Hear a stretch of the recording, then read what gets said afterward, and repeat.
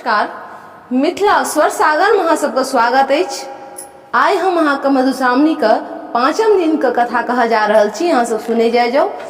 महादेव का परिवार दक्ष सती का प्राण त्यागला के बाद हिमालय का रूप में अवतार लेलथ। हुनका क्रमशः 5टा कन्या भेलन, उमा, पार्वती, गंगा, गौरी आ संध्या। एहि पांचों का विवाह बेरी बेरी से महादेव से भेलन।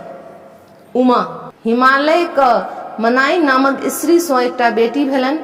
जखन ओ 5 वर्ष का भेलन तऽ महादेव का वर का रूप में प्राप्त करबाक लेल कामना सँ तपस्या करबाक हेतु विदा भेली।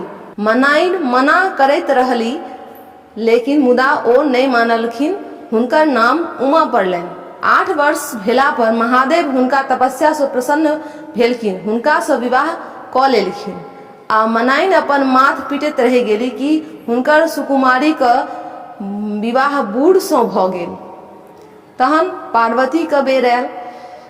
हिमालय का दोसर बेटी पार्वती भेलखिन। पार्वती एक दिन फूल तोड़बाक लेल कनक शिखर पर गेलखिन। ओतय एकटा बुढ़वा का बसहा पर चढ़ल आ डमरू बजबैत देखलखिन।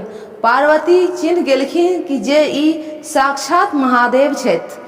सखी सबके मना केला के बादो ओ ओकरा सबके घर विदा क बसहा पर बैसी महादेव संगे चलि गेलथि। मनाइन फेर काने बाजा लगली। अब एलन गंगा के बारी। हिमालय का तेसर बेटी भेलखिन गंगा।